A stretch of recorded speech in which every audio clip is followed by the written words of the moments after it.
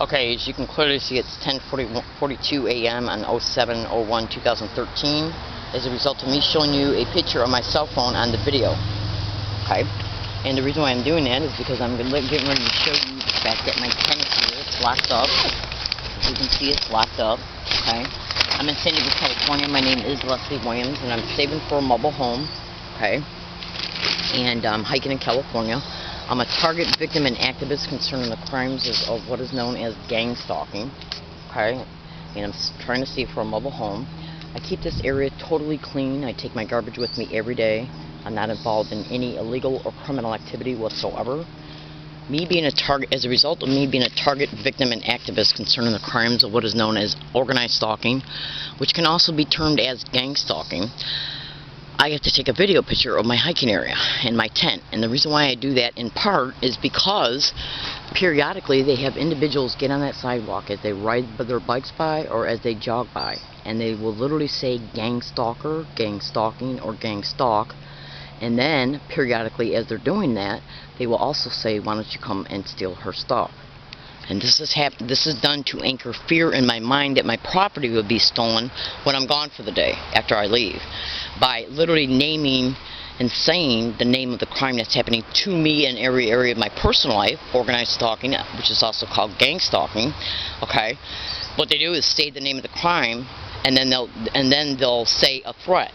It's called, in organized stalking and gang stalking expeditions, it's called using what is known as DNLP, which is Dark Neural Linguistic Programming, which is basically what they're doing is trying to program my thinking that my property will be stolen, and since it's a threat, it's considered dark. Okay? Like if someone says, have a nice day, bless you, bless you in the name of Jesus, that's light, because that's good. Dark equals bad, and since it's a threat, it's considered dark neural linguistic programming, where they try to anchor fear in your mind about something, and that's what makes it dark, by using language. It's called the direct conversation method of organized stalking, gang stalking tactics. They have also set up some individuals hiking 300 feet away. Now, let's see, it was at least a month and a half ago, they had a guy who was originally hiking 300 feet away. He was caught saying gang stalking on video at Ralph's in La Jolla, and he hasn't been seen by me ever since then. Then, the Sunday before Memorial Day, like Memorial Day this year fell on a Monday, I think it falls on Monday every year, this last Memorial Day, the Sunday right before it, okay, they had two males get up on the sidewalk right up there and say gang stalker. Okay, heard them as flat as day. Okay, then they came up through here on the trail and went right by my tent and went right over to where that guy used to hike at, because some property was left by him.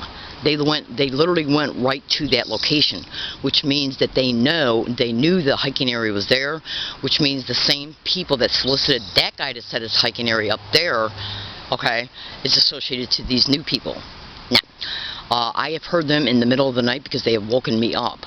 So they're doing something over there in the middle of the night. I don't know what it is. But I'm going to tell you something right now. In organized stalking and gang stalking expeditions, and you can Google this following subject matter in reference to its description, they use homeless people like you would not believe. Why? Many reasons why. They're easily bought off with, they're easily bargained with, because this is organized crime in the system, including police officers. And police officers and social services workers, all of these types of employment descriptions they are aware of community-based resources that homeless people can run to for help, because San Diego County is full of homeless people. It's been talked about in the newspaper for the ages, okay? And so basically, as a result of having so many homeless people in San Diego County, the city government of San Diego is connected to resources, okay, for homeless people.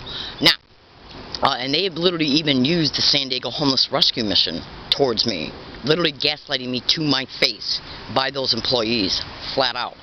Now, and I've already made videos concerning that. Since it's organized crime in the system, they have, through the tracking and surveillance of a target, they know where a target's at 24/7 in real time. Part of the tracking is achieved through hacking into their cell phone. Go to YouTube and type in cell phone hacking and gang stalking. And then they'll use the target's cell phone as a microphone, as a camera, and as a GPS locator. So they know when I am mobile or stationary.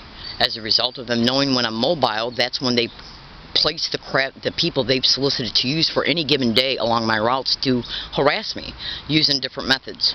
Okay, usually sensitization methods of either direct conversation tactics or physical gestures to let me know that I'm being stalked. That's why they get up on the sidewalk and will literally say gang stalking to remind me that I'm a victim of this crime and then anchor a threat to it. Yeah, like when they say, they'll say, why don't you come and steal our stuff after or before they say gang stalking. Okay, and that's done to anchor fear in my mind that my property, including my tent, will be stolen. They're doing the same thing with my bike. Yes, along my routes. Now, so they set up these people about 300 feet away, okay, and they set that original guy up over there right before I left for Yucca Valley for 1 week. And then when I came back, I moved over here. And the main reason why I moved over here was because when I came back, see, I took everything down before I went to Yucca Valley, and then it rained while I was gone and flooded everything out. So I seen that the water had went through that area where I was hiking at on a massive scale because the bark and everything had been displaced. So I thought, well, I can't get caught in a flood next time it rains. I'm just going to move over here. But the main reason why I also did was because I seen that a person had set up their hiking area. Now that individual that was over there has been caught saying gang stalking here at this location and at Rouse. And when he was caught on video at Rouse, I haven't seen him since. But when the two guys came up in here, they said gang stalker right there on that sidewalk. And then they walked and came up through the trail, went up and through here, and went directly over that area and are hiking right now where that original guy was. Hang on. So, which tells me that the same people are perpetrating this crime and soliciting homeless people to do it. See, because you got to look at it this way. When they stage an event, okay, and they use homeless people, they can claim that the homeless people are either mentally ill or involved in illegal activity, or and they're also hard to trace down after an incident. Okay, like if they had them come over here and harass me and then an incident occurs, okay, and the police are called by a neighbor or whatever, you know, the police will come and take a police report. They'll let them go because I've already been through this with them. Now you can go to YouTube and type in 2/20/13 learning disabled woman catches another gang stalker admitting sent her harass, and that individual was caught by me admitting to me and a hidden tape recorder that a San Diego police officer put him on the corner to engage in gang stalking. Yes, and that's online right now. Then you can also go to YouTube and type in learning disabled woman catches gang stalker admitting sent to harass, read comments. Okay, the San Diego police are directly involved in this crime. I already know it for a fact. I knew it for a fact once the gang stalking started up towards me the day I arrived on August 8, 2011, for the first time since I've been, when I was out here in 2006 between 1 and 37 days. Excuse me. So how did they know I came back to San Diego? And I knew I was going to be gang stalked here to San Diego because I was literally harassed on the Greyhound bus coming to here from Connecticut. And I was gang stalked in Connecticut like you wouldn't believe. Now listen to this. For people who don't know about gang stalking, all you got to do is take a mature investigative posture and go to YouTube and Google and research it. And when you do, you will see that targeted individuals are in every state in the United States. It's a nationwide syndicate. You can go to Google and type in a gang stalking tech, everything you need to know. It's a manifesto of a manager of gang stalking crews. He flat out states that when a target moves from one state to the next state, to any state, that the syndicate that was in the state that the target was in will pay off the syndicate in the state the target's going into. And it's easily for them to be able to realize where a target's moving to, because what do you do before you go somewhere? You start making travel plans online, you use your phone, you're also being watched when it comes to gang stalking, physical surveillance. You would not believe what I know.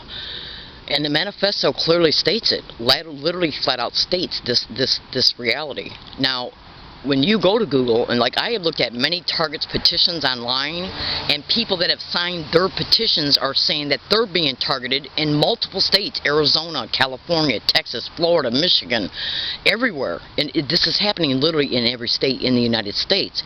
And they operate on the same templates and methods of behaviors. Okay, now, so we're going to see, and also see, so what they got to do to come here, and if they can't motivate me to move, by using threats that my property will be stolen once I leave for each day, then they might create an incident for me to move. And how might they do that? Well, I got to look at what their variables are in reference to their options left, so they can pull something and then be able to walk away with it to make it appear that them walking away. In other words, they got to make it look like it's happening through normal appearing means. Okay, so they only have so many scenarios and street theaters that they can develop in order to be able to walk away saying, she wasn't being evicted because of gang stalking. She was being evicted because the police came. So then I got to look at, well, why would the police come? What excuses can they use? Getting the homeless people to either act out, get in a fight, make loud noises, and then use a neighbor to call the police. Now, if you don't believe that neighbors are not involved in gang stalking or cannot be solicited to do so, you better Google it. And you see, here's the cool thing about this. Every literal thing that I am describing right now in this video is provable just by you taking the description of what I describe and Googling it and YouTubing it. And if you do a thorough investigative research, okay, you will see that I am not the only one making these literal descriptive statements in reference to the details of how they operate. Because they got to make it look like, see, part of the thing that they try to do is break targets down financially, emotionally, and physically, by making them move from place to place to place to place after the homelessness is created. But they got to make it look like the police coming and approaching a target at a hiking area to evict them and ban them from the hiking area is being done through legitimate reasons. Because for one, they know I'm wearing a tape recorder. I got videos online right now that show me uploading audio files to the video files, and cyber surveillance is a method of gang stalking. I've also pulled it out at numerous places that as I was being harassed. So the manager of these expeditions knows I'm wearing a tape recorder. So they have to make it look like, even if I wasn't wearing a tape recorder, they still have to make it look like that them approaching me at this hiking area on any date is being done through legitimate reasons. Now, the last time I got evicted from a hiking area when I was hiking right next door to San Diego FBI, I deduced what excuses they would use in order to come and evict me from that area. Literally to a T, detailed, descriptively detailed by me verbally in digital audio files, and everything that I described is what they did. Literally. Because what I do is I sit back and I look at what kind of, I bottleneck what their options are. Because of them having to come up with legitimate appearing reasons, okay, and excuses, and then I look at how they'll bring about these excuses and who they might use and how they might do it in order to make it appear that them coming to this area to evict me is being done because of a legitimate appearing, normal appearing reason. Now, I'm not involved in any illegal or criminal activity whatsoever. So they set these freaks up over there. They've yelled gang stalking from a distance as they're over there. Literally yelled it. Okay? And I got the audio files to prove it. So what they're going to eventually do is come here and steal my stuff when I'm not here, okay, to try and motivate me to leave. Or what they'll do is create an incident between me and them, and then use a neighbor or somebody going for a walk or a jog or bicycling by and have them call the police. It's called tag team in street theaters. Yes. Yes. And if that don't work, they'll use the property owner of this property. They will use anybody and everybody in any normal appearing excuse to make a target move. Because part of the reason, even in the manifesto that I talked about, literally states that one of their methods is keeping targets busy. In the busyness of moving. Yes. So I'm in San Diego. Let me tell you something right now. In order to be able to survive, see, I look at this campaign as a military, with military strategies. And what I mean by that, I'm not violent in any way whatsoever. And my I'm going after these people legally. I'm not stupid. I'm not dumb enough to lose it or get provoked or do anything illegal to try and get myself out of the situation. I'm not like that. I'm a Christian woman, and I'm a practicing Christian woman, and I am not violent in any way, shape, or form. I'm not crazy at all, and I'm not involved in any illegal activity. It is my intention, and what I mean by developing military strategies is that what I do is I basically itemize, okay, what kind of mobility they have to operate in order to be able to achieve their objectives and motivations. Okay? Yes, while being able to walk away with plausible deniability.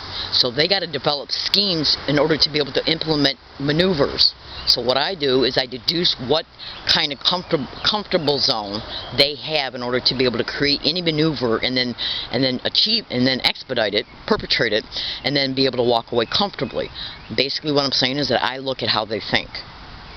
Okay? I fast forward and look at how they think, what their fears are, what their limitations are, or what their concerns are, what their aspirations are for me, okay, and then I basically just itemize it in my head, categorize it, and then develop prediction videos and audio files concerning what they're going to do.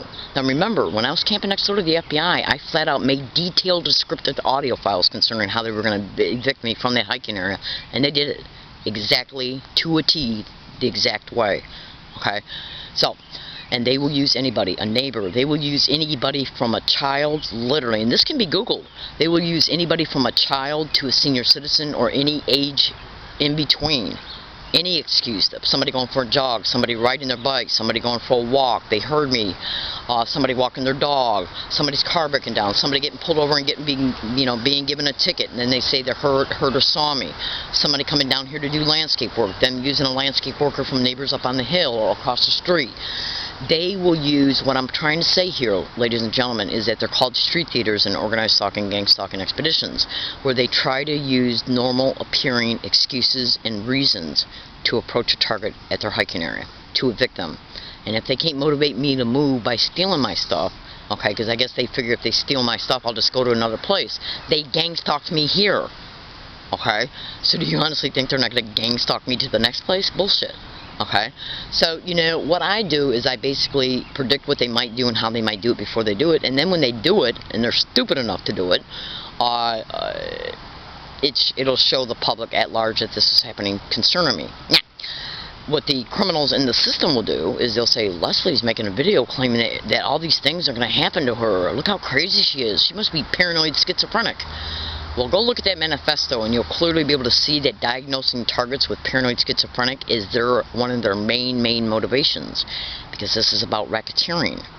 Yes, racketeering, insurance fraud, and human trafficking, where they're taking people out of their homes, creating all these circumstances, and then creating the events in order to be able to start making police reports. They petition targets into county mental health. Then they wait over time.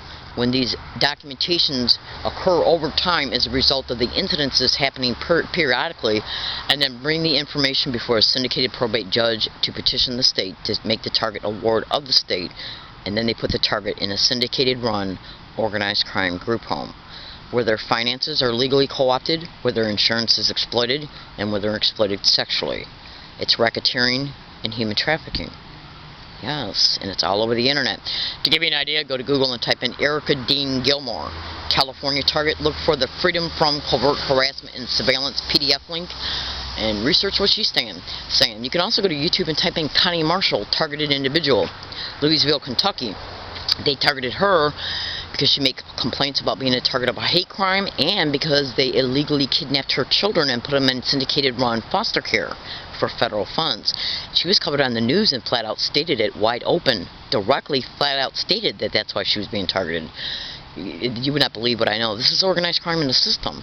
Okay, and they use homeless people because they're easily bought off with. They use drug addicts because they're easily bargained with.